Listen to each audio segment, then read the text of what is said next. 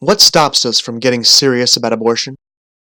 After all the arguments have been laid out, and all the objections answered, after the humanity of the preborn has been vindicated and the unjust nature of abortion has been made perfectly clear, after a person has heard the cry of preborn children and can no longer deny that they deserve our help, and after we are left with no rational choice but to immediately come to their aid, and there remains no good reason not to get serious, most pro-life people won't.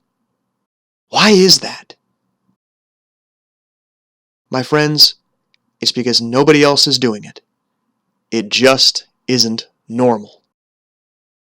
It really is that simple. For more than 4 decades, we haven't gotten serious about ending abortion because nobody else has gotten serious. The level of personal effort and sacrifice that it will take seems completely out of the ordinary. So out of the ordinary, in fact, that we simply cannot begin to imagine ourselves living that way. And what you can't imagine, you can't do. This permits us to agree with the Get Serious message and even applaud it, but then turn right around and act as if we never even heard it. Call it what you like. The herd instinct, mob mentality, conformity to social norms. It means the same thing. It means we'll continue to live as though widespread, legalized child killing was not a reality, simply because everyone else is living that way.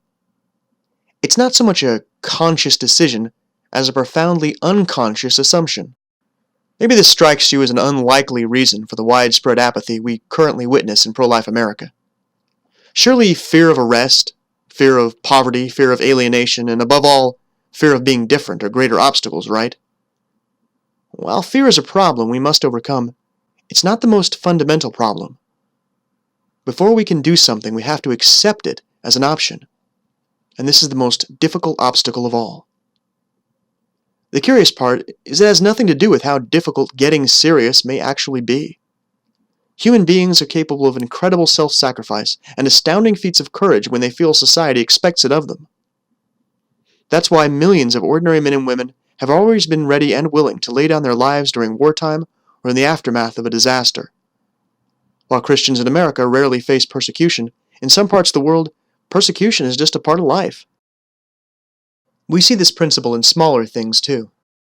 A child who's grown up surrounded by luxury and technology, but with little responsibility, might think something terrible has happened if they were suddenly sent to a secluded farm and had to work hard every day.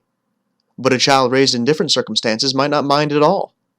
It's all about what we consider ordinary, and ordinary is a very flexible idea. This is, by the way, the very reason that so many modern couples think abortion is their only option. Historically, few people thought of children as an unbearable burden. Even unmarried mothers were always able to find some way to provide for them, and abortion was unthinkable. But today, raising a child on a single income is unthinkable, and abortion is common. Ironically, pro-lifers fall prey to the same mindset when we assume that time-consuming, sacrificial opposition to abortion is something that nobody, certainly not us, could ever really be expected to do. Canadian blogger and anti-abortion activist Jonathon Van Maren touched on this poignantly when he wrote, "Herein lies the problem the pro-life and pro-family movement has in recruiting conservative people to engage the culture. There is something fundamentally foreign about activism. Small C conservatives and traditionalists do not want to change the world. They want to live in it and not be bothered. Normal people, especially normal Christians, don't do activism. They don't lay down their lives in defense of preborn children.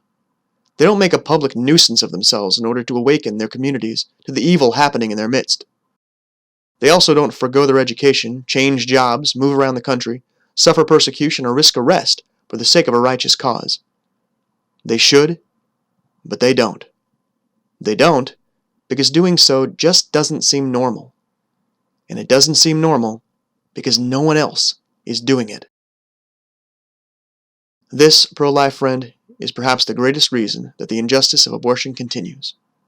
Not because the path to victory is murky, or even because it is so hard, but simply because it is so untrodden.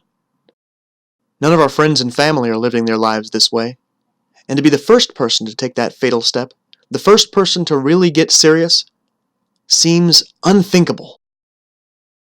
So if we're ever going to end abortion, We have to first radically alter our concept of what is normal. This amounts to a total change of mind, a total reorientation of our instincts. This paradigm shift is not going to come easy, but it can come. We must learn to defy the group, to proclaim that what everybody thinks is normal is in fact not the way a Christian should act when faced with a monstrous injustice like abortion. We have to learn to boldly declare that normal, in the midst of the abortion holocaust, is something far more sacrificial and far more glorious. At some point, we have to be able to look at those around us, even the professing Christians around us, even our closest friends and family, and say to them, "That's wrong. That's not how we're supposed to be living. I've learned a better way. Let's change together. But even if you won't change with me, I intend to change." To learn more, keep exploring GetSeriousChurch.com.